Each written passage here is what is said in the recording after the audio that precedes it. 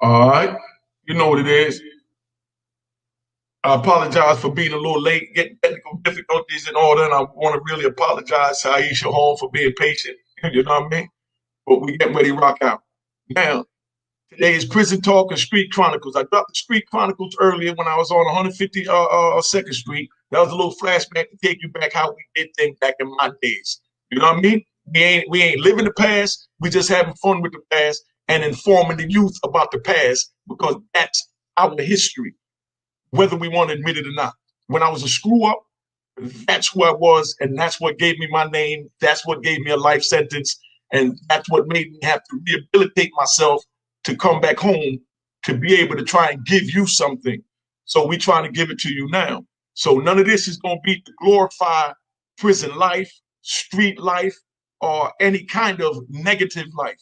This is just to explain to you and let you hear certain situations that go down on the inside and how it go down so you know don't get involved, don't break the law, and respect these people's law, man, because you're law-abiding citizens. So we having our little prison talk.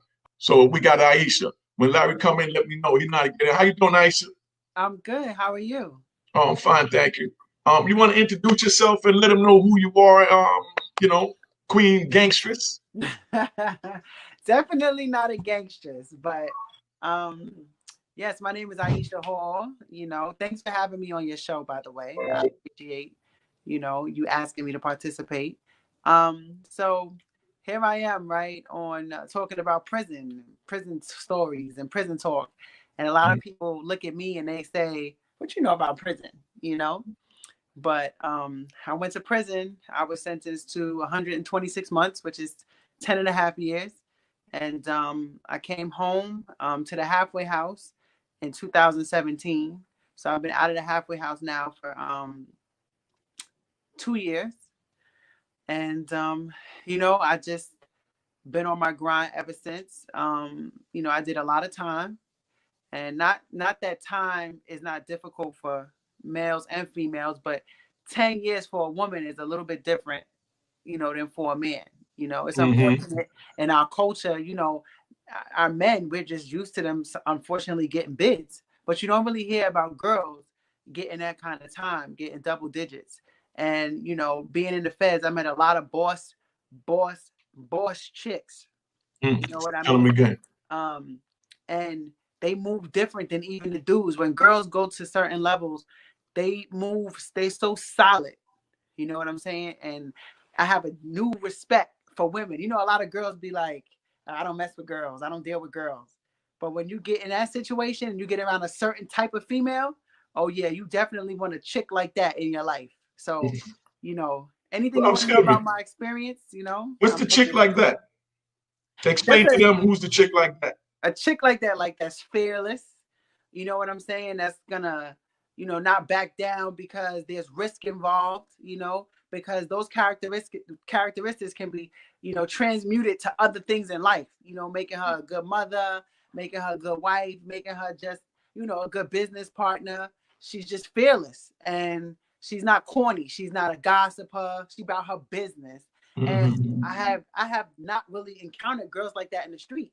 But in prison, yo, they just a different breed. You tend to group up with girls who have similar time. So the short timers kind of stay together, and then the people with more time kind of stay together. So you start to find a lot of similarities. I don't know. There's so many different aspects. I don't know what part you want to get into first, Now but you in the right aspect. I mean, you talk about the prison life and the sex. We all with that. You know what I mean? Now I'm hmm gonna tell you what I heard, and you let me know if this is what it is. You know what I mean? okay. Now they had a little little prison thing so that we could email the females on the other side. Da, da, da, da. And me, I'm a straight direct old cocky kingpin, so I let them know straight up. I want a girl that got a girl. You know what I mean? I mean, straight up. You know, if you ain't got a girl, then I definitely don't need you because you ain't got nothing to bring to my life that I already don't have on the outside. Now hold up. You All have right. to clarify Mm-hmm. what kind of girl that you want your girl to have.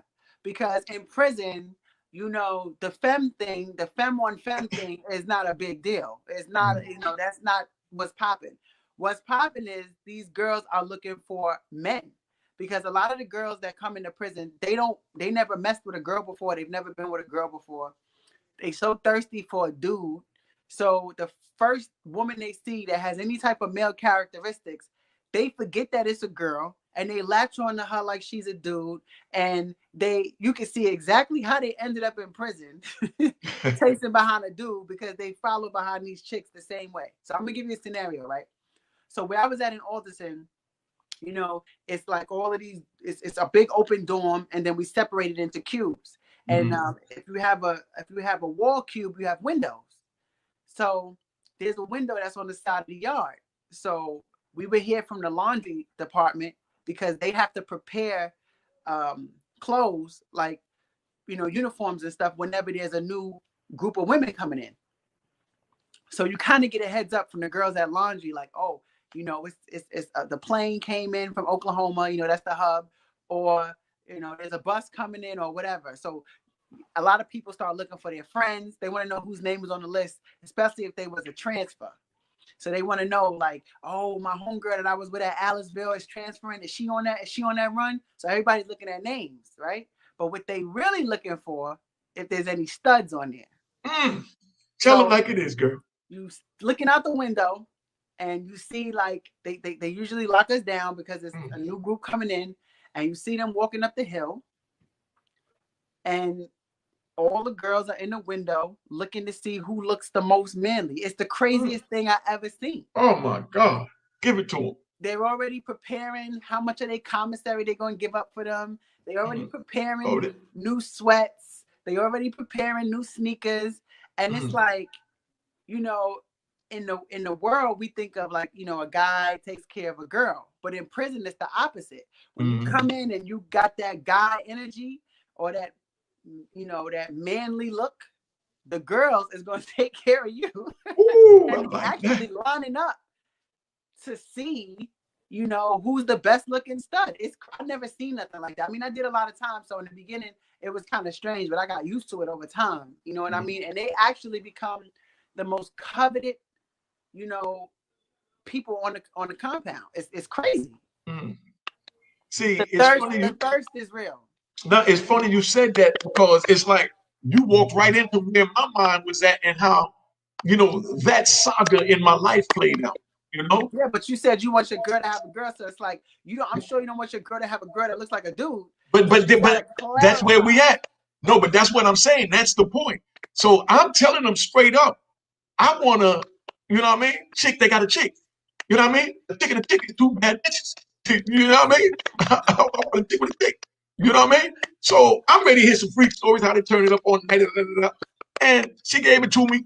And then one day, the little shorty telling me about how she's going to go, make a joint. You know what I mean? So she goes into the details about that. We don't need to go there. But now she come and she tell me, oh, the next day, oh, yeah, I used it on her. You know what I mean? On my roommate and da. So, that thing got me thinking, okay, so then how did it feel when you used it? You the one that made it. She said, no, I just used it on her. And that was a red flag. But I didn't say nothing. You know what I mean?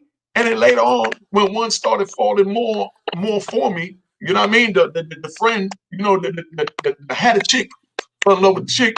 When she get with me, and she telling me straight up, like, she's a stud. She ain't want to tell you. But she's telling me like a stud is a bad thing. You understand what I'm saying? Because I can't picture what a stud is. Not from where I'm at. It's just the word you're saying now. But she's telling me, but they look at it away in there, I guess, when they openly gay, other than crawling in the closet.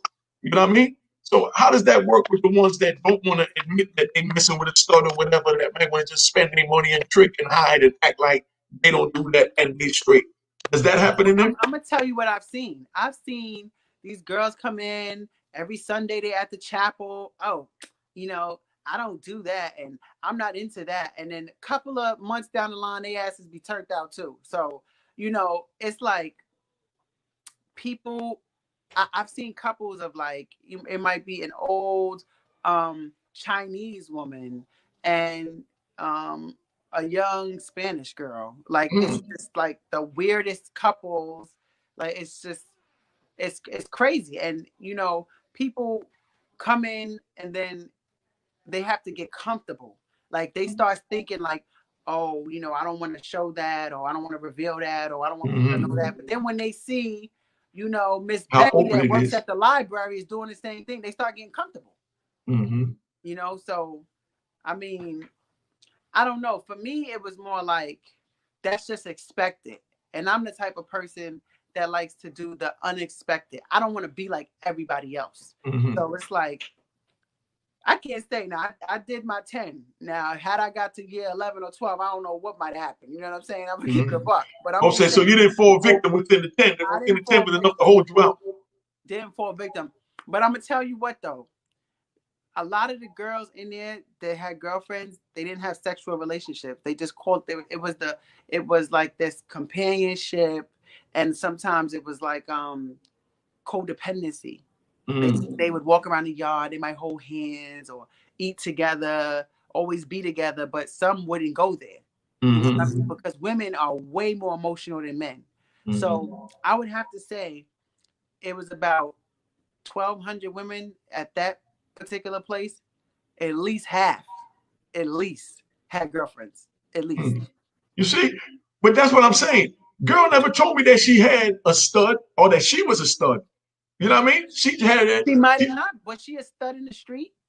No. She was a young girl in there. You know what I mean? But, So came they with don't long, really pretty be hair. studs. It's a survival thing. If you Yeah. know you don't, if prison is expensive, you know what Break I'm that saying? down. So, you Good know, looking out DNF universe. huh? No, go ahead, sis. Just had a donation. That's all. Shout out to Oh, people. okay. So prison is expensive, especially for a woman. You know, we have a little bit more needs than men. You need feminine products. You want to keep your hair up. If you at a decent facility, they might let you buy makeup. You know, it's a lot more when you're a woman, things that you need. So, you know, if you have the opportunity to just dress and act like a dude and somebody gonna take care of you, girls will do that who don't really want a woman, but they'll do that just to survive.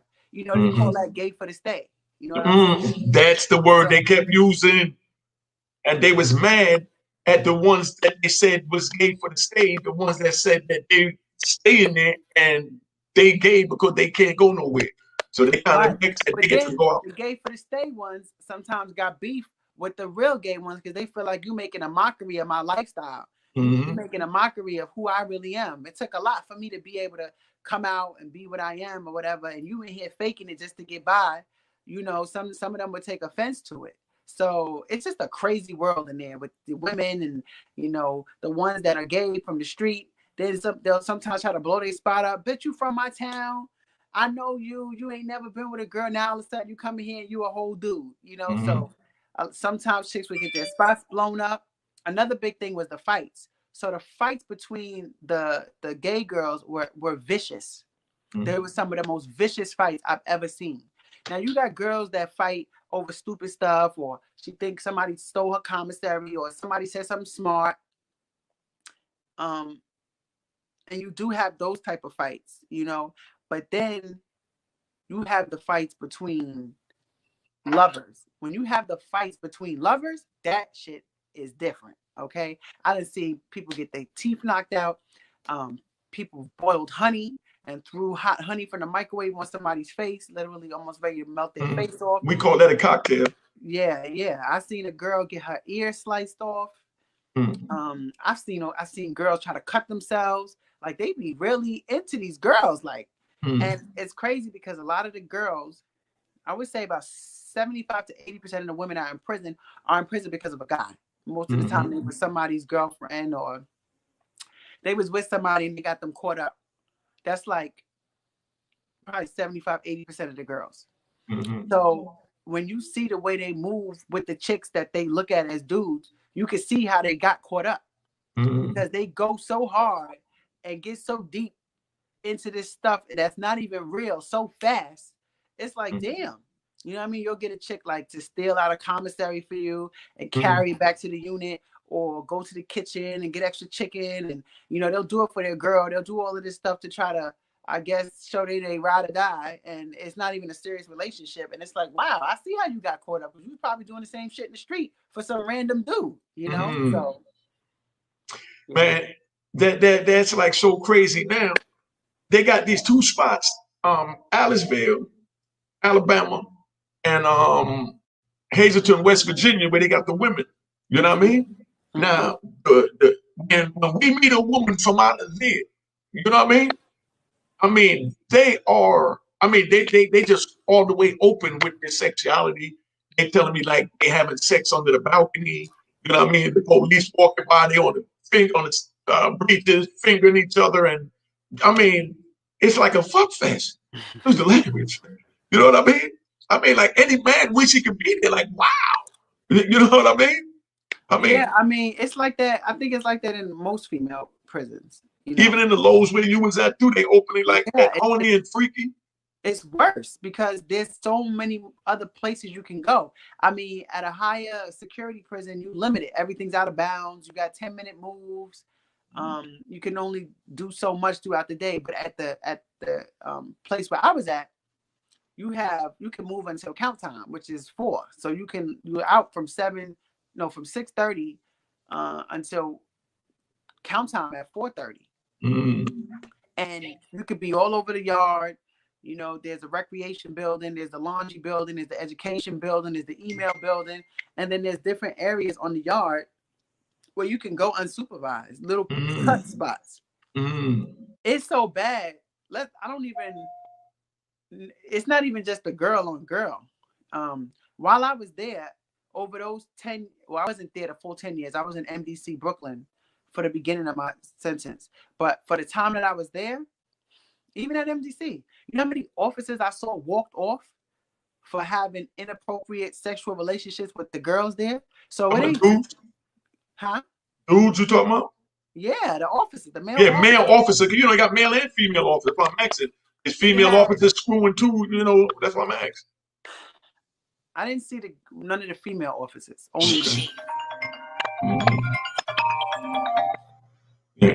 only the male. I mean, it was so bad at one spot because you know the women at a women's prison, you still have carpentry, you have plumbers, you have HVAC. The girls work every department. You know what I mean? So there's all these little areas for those departments, storage houses, and all this different stuff. So there was one officer who was so bold. This dude had the nerve to bring a mattress from off of one of the bunks into the basement of his office for his, little rendezvous with the girls. Yo, yeah, Like, yeah, that's crazy.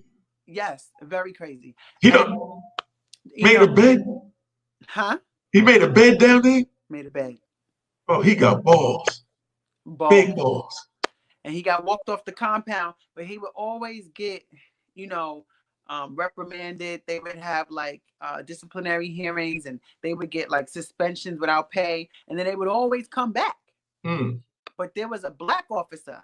You could look this up. His name is Captain Grimes. He was the captain at Alderson, and he was a black captain. You know, in Is those he brown facilities, skinned? I think Asian or Panamanian, no, and kind of fat and walk like this. no neck. Yeah, no neck. Dark That's what I'm skin. saying. Yeah, He they got sent him down there to Florida where I was at. I knew he was an old freak when I yes. seen him. He's short, Yeah, big with head. no neck from Brooklyn. Oh, is he from Brooklyn? I don't know where he's from, but he might be from Brooklyn. But that's what he's telling us down there. He got no neck, man. He walked like this, like I said. So you know how I know that. Yeah, Yeah, grind, but he's he's a doing lieutenant 10 now. years. So I He's can doing see him 10 being a years. captain. 10 years. Yeah. Oh, okay. He got Yeah. sentenced to 10 years for messing around with one of the girls or whatever. Mm. Yeah. And Okay. it's crazy because, he was cool. And I remember when he came there, I don't really feel bad for them when they black and they come in the system and they get caught up in situations like that. Cause I feel like it's like you get mad, master turned on you because you was an overseer. Like once you join that system and it's mass incarceration and there's Mm. so much injustice and you ready to be part of it, you know what I'm saying? It's like I don't really feel bad for you. You should have never been a Mm. part of it in the first place. But Mm.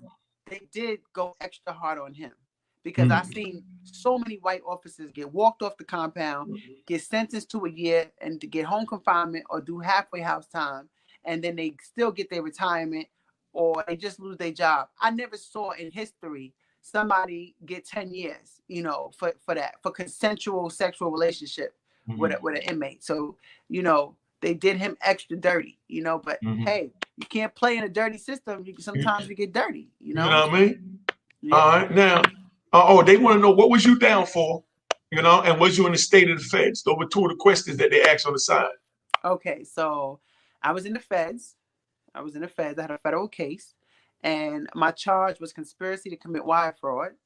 I had a company. I was young. I was like 23, 24 years old, and I was trading commodities, setting up, large financial transactions between different companies in different countries.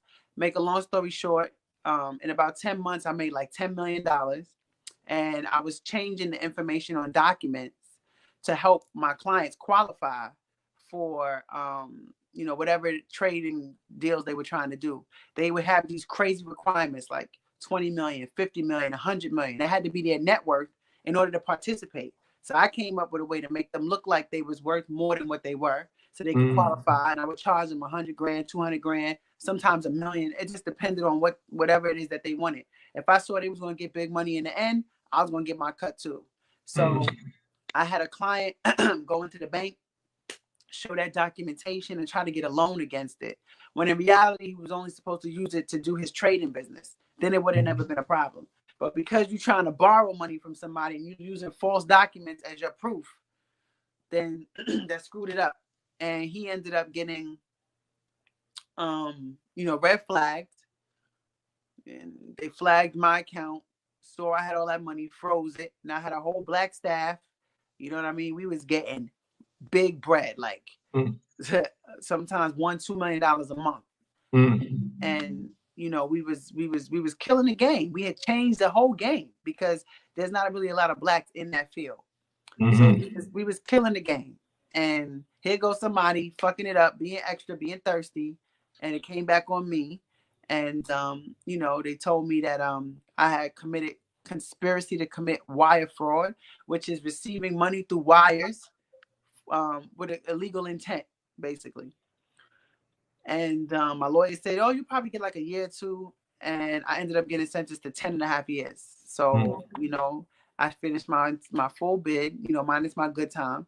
And, while I was away, I just, when you go to prison, you learn if you are bossed by accident because you just fell into the right situation, or if that's really who you are. And while I was away, I learned that's really who I am. Because as soon as actually, let me rephrase. Before I went to prison, I stopped that business and I started buying gold in Africa, in Sierra Leone. I didn't have any money. I mean, no money. I say like 50 grand. And I used my last bit of money to send a team to Africa and start buying gold dust from Sierra Leone. Make a long story short, I flipped that 50 to like 1.25 million in maybe 9 weeks. So I was like, I'm back. You know what I mean? Like, y'all took that, I'm back. Because really running high level business is the same. It's just the product is different or the service is different. So once you got the formula, you can apply it to anything. You know what I'm saying? So I think that just made them mad because, when they come for you, they know who you are and they want to break you. So when they came for me with that one business, I flipped to another business, and I took some guys, they were street hustlers. And that's who I wanted on my team. I wanted aggressive people who were smart, who were thinkers, who were risk takers, who were innovators. And I bring them on the team with me. And, we made a killing. And I don't think they like that too much because we ain't supposed to make a killing. If it was drugs, then maybe they'd have gave me a break because it's like, oh, they're a bunch of niggas. This is what they do. You know what I mean? If there have been some credit card scamming, oh, they're a bunch of niggas. This is what they do. But we was in Wall Street business. You know what I mean? We was affecting the market. Dealing with huge transactions that I didn't ever see any other black people dealing with. We were young, we were aggressive, we were intellectuals, but we was also street. You know what I mean? So I moved how I moved. I made a little bit of a spectacle, always pulling up in a Bentley, walking in a jewelry store. I got bodyguards with me. I just wanted to, and I got along with everybody I came in touch with, because it's like, yeah, you could do this too. This could be you. I wasn't the type to be like, I'm different than you, or I'm better than you. It was, I'm representing what you could be. You know what I mean? So my team just kept growing. You know, I was inspiring people, and they was like, "Oh, fuck this bitch, she's going down." So they came and they got me, and I got sentenced, like I said, to 10.5 years. And the entire time I did my bid, I wrote books. I've written like maybe 13 or 14 books. You know what time this is. Unique, the Harlem legend, the icon, the kingpin. Make sure y'all check out my YouTube channel at Unique Mecca Audio. Hit the subscribe button. Make sure you like my joints. Make sure you comment on the joints. And make sure you share this joint. Alright? Make sure you hit the notification button so you notify when the videos come in. You don't want to miss it. And make sure you tell a friend to tell a friend to tell a friend that Unique Mecca Audio got it going on. Alright? Hey, make sure you get this joint. It's bananas. A Roaring Harlem at aroaringharlem.com. You ain't gonna find another better book. Yo, get this joint while supplies last, because I'm telling you, the best book you're gonna read, 5 stars, it's crack.